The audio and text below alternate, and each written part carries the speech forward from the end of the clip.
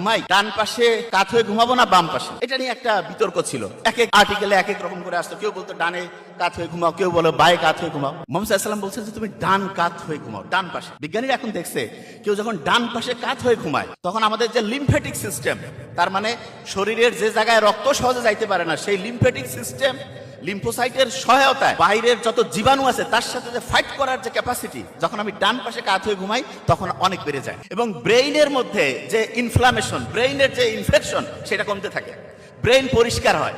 তার মানে বিজ্ঞানীরা এখন দেখতেছে ডান পাশে কাত হওয়া, এই ডান পাশে কাত হয়ে ঘুমানো শুধু মুহাম্মদ সাল্লাল্লাহু আলাইহি ওয়াসাল্লামের সুন্নত তাই না, এইটা হচ্ছে আমাদের রোগ প্রতিরোধ ক্ষমতার সাথে সম্পর্কিত। এরকম যেই জায়গায় আমরা যাব আপনি অবাক হয়ে যাবেন যে কোরআন হাদিসের প্রত্যেকটা জিনিস আমাদের কল্যাণের জন্য আসছে। আচ্ছা, বাংলাদেশে যে অনেকে আমরা চাকরি করি, বিসিএস এর অফিসার হই, অনেকে আছে না, বিসিএস অফিসার যখন হই তখন কি আমরা কি কোনো শপথ নিয়েছিলাম? শপথ অনেকে বুঝতে পারছে না। বিসিএস এ যখন কেউ জব রিক্রুটেড হয় তখন কি শপথ নিতে হয়? শপথ নিতে হয় না, কিন্তু শপথ নেই। কিন্তু ধরা যাক যে একজন উপদেষ্টা হবে, একজন মন্ত্রী হবে, তখন তার শপথ আছে না? শপথ আছে। সারা পৃথিবীতে যতগুলো প্রফেশন আছে, এই প্রফেশনের মধ্যে এমন একটা ভিন্নধর্মী প্রফেশন আছে যেখানে স্টুডেন্ট যখন ঢুকছে তখন এই শপথ নিয়েছে। সেই প্রফেশনটার নাম কি? হ্যাঁ, আপনার নেন নাই? কোনটা? Medical science.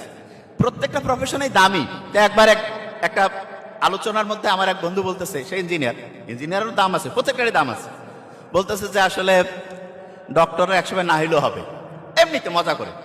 তাই আমি বললাম যে তুমি কি কোনো শপথ নিছো? বলছে কিসের শপথ? আমি বলছি না, তুমি যখন ইঞ্জিনিয়ারিং পড়তে গেছো তখন শপথ নিয়েছো কিনা? বলছে না, তখন তুমি শপথ নেইনি। আমি বললাম যে দেখো, যে শপথ নেয় বুঝতে হবে যে সে খুব গুরুত্বপূর্ণ কাজ করে, এই জন্য তাকে শপথ নিতে হয়। যার কাজ যত গুরুত্বপূর্ণ তার শপথ তত পাওয়ারফুল, তত স্ট্রং।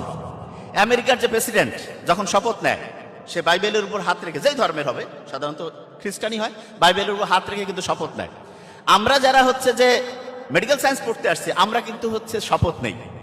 তার মানে সারা পৃথিবীর সবচেয়ে শ্রেষ্ঠ প্রফেশন, প্রত্যেকটাই দামি, সবচেয়ে শ্রেষ্ঠ প্রফেশন যে মেডিকেল সায়েন্স, সেটার সবচেয়ে সহজ এক্সাম্পল সেটা হচ্ছে শপথ। অনেকে মনে করে শপথ নেওয়া কি আর সে যায়? নো। আপনি অন্য সাবজেক্টে পড়তে যান, আপনাকে কি কেউ এসে বলবে যে ভাই শপথ নাও? নো। কারণটা কি? কারণ হচ্ছে আপনি এখানে শপথ নিচ্ছেন এই কারণে, আপনি যে জিনিসটা নিয়ে ডিলিংস করেন সেটা হচ্ছে মানুষের জীবন।